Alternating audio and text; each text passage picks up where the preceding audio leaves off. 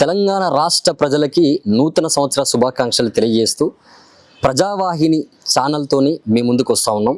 So తెలుగులో జనధ్వని అని చెప్పేసి ఒక స్వరం వినిపించడం కోసం తెలంగాణ రాష్ట్రంలో ఉన్నటువంటి ప్రజలకి రాష్ట్రంలో జరుగుతున్నటువంటి అనేక విషయాల పట్ల అంశాల పట్ల నిక్కచ్చిగా మంచి టీంతోని జనం ముందుకి మంచి టాపిక్ న్యూస్ని ఎక్కడున్నా సరే కానీ తీసుకొచ్చి మీ ముందర పెట్టేటటువంటి ప్రయత్నం మా టీం చేస్తూ ఉన్నది.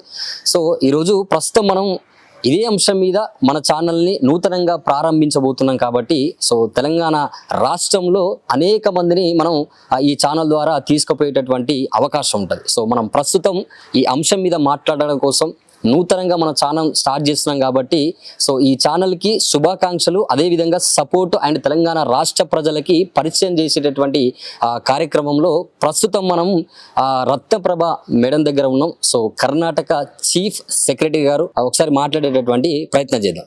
మేడం చెప్పండి, కర్ణాటకలో నడుస్తా ఉన్నది ఈ ఛానల్ కూడా, సో తెలంగాణ రాష్ట్రానికి ఇది పరిచయం చేస్తా ఉన్నాం. సో మీ ఎక్స్పీరియన్స్ అక్కడ ఎట్లా నడిచింది, సో ఇక్కడ కూడా ప్రజలకు ఏం చెప్పదలుచుకున్నారు?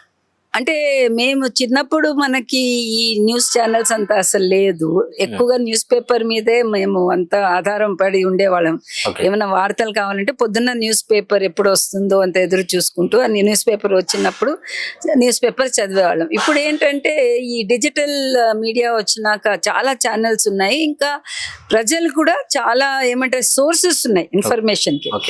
ఇంకా కర్ణాటకలో కూడా ఇప్పుడు ఏంటంటే మనకి చాలా డిజిటల్ మీడియా చాలా ఛానల్స్ ఉన్నాయి. ఈ ప్రజావాహిని ఏంటంటే ప్రజలకి నిజంగా ఏం జరుగుతుంది, ఫ్యాక్ట్స్ ఏంటి అనేది వాళ్ళు ప్రజలకి దృష్టికి తీసుకొస్తున్నారు. దాంతో ఏమవుతుందంటే ప్రజలు కూడా ఏదైనా ఒక ఇన్సిడెంట్ జరిగితే ఈ ఛానల్ చూస్తే మనకి నిజం తెలుస్తుంది అనే ఒక అభిప్రాయం వస్తుంది. ఆ అభిప్రాయం వచ్చినట్టు మీరు ఇక్కడ తెలంగాణలో కూడా పని చేసుకోవాలా. ఎందుకంటే ఏదన్నా ఇప్పుడు మనం చూస్తున్నాము చిన్న చిన్న విషయాలు కూడా ఛానల్స్ కవర్ చేస్తున్నారు డిజిటల్ మీడియా వాళ్ళు. ప్రజలు కూడా అంతే ఉత్సాహంతో చూస్తున్నారు. ఏదన్నా జరిగిందంటే 2-3 ఛానల్స్ చూస్తారు, ఒక్కొక్క ఛానల్లో ఒక్కొక్క విధంగా చెప్తారు. సో మీరు ప్రజలకి నిజం ఏంటి సత్యం ఏంటి అని మీరు చూపిస్తే ప్రజలు మనము ప్రజావాహిని చూస్తే మనకి ఏం జరిగింది అని తెలుస్తుందని అదొకటి.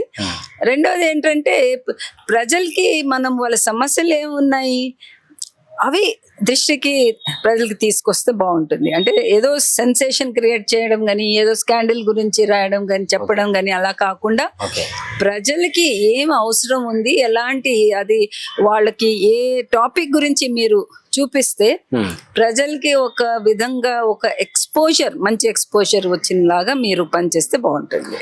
తప్పకుండా మేడం. ఇంకొకటి, కర్ణాటక రాష్ట్రంలో మీరు ఎక్స్గా చీఫ్ సెక్రటరీగా మీరు పనిచేసినారు. సో అప్పుడు ఉన్నటువంటి ఆ టైంలో సో ప్రజావాహిని కూడా అక్కడ పనిచేసినది. సో ఆ రాష్ట్రంలో ఉన్నటువంటి ప్రజలకు కూడా పూర్తి స్థాయిలో గ్రౌండ్లో కూడా ఏం జరుగుతుందని చెప్పేసి మా ప్రజావాహిని చూపించే ప్రయత్నం చేసింది.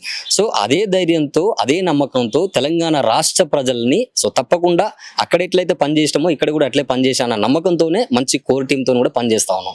సో ఒక్కసారి అక్కడ పనిచేసినటువంటి విధానము తెలంగాణ రాష్ట్ర ప్రజలకి మీనించెల్లి అంటే మా ఛానల్కి ఎట్లా వెళ్ళగలుగుతుంది, తెలంగాణ రాష్ట్ర ప్రజలకి ఏ విధంగా చూపించగలుగుతుంది అని మీ మాటలు ఒకసారి చెప్పండి. అంటే కర్ణాటకలో ప్రజావాహిని ఏంటంటే కర్ణాటక రాష్ట్రం మీకు తెలుసు చాలా పెద్ద రాష్ట్రం. అది మనకి ఈ సైడ్ హైదరాబాద్ సైడ్ ఏమో హైదరాబాద్ కర్ణాటక ఏరియా అంటారు, దానికి ఇప్పుడు కళ్యాణ్ కర్ణాటక అంటారు. అటు ఏమో బాంబే కర్ణాటక ఏరియా ఉంది, మళ్ళీ ఇటు కిందేమో బెంగళూరు మైసూర్ ఏరియా ఉంది. ఇంకా ఆ సైడ్ ఏంటంటే మనకి మ్యాంగ్లూరు నార్త్ కర్ణాటక అంటే కేరళ గోవా బార్డర్ ఉంది, మధ్యలో సెంట్రల్ కర్ణాటక ఉంది. So it's a very big state. So దీనివల్ల ఏంటంటే ఇలాంటి ఏదన్నా ఇష్యూస్ జరిగినప్పుడు ప్రజావాహిని వాళ్ళు లోకల్ రిప్రజెంటేటివ్స్ వెంటనే వెళ్ళడము, అది కవర్ చేయడం అంటే జస్ట్ లైక్ దట్ కవర్ చేయకుండా నిజంగా అది ఎందుకు జరిగింది ఏంటి అని అదంతా కొంచెం రీసెర్చ్ చేసి పబ్లిక్ దృష్టికి తీసుకొచ్చేవాళ్ళు. సో దానివల్ల ఏంటంటే ఒక మంచి రెప్యుటేషన్ అనేది ఛానల్కి వచ్చింది. అలాంటిదే ఇక్కడ కూడా మంచి రెప్యుటేషన్ రావాలని నేను కోరుకుంటున్నాను. Thank you madam. Thank you so much.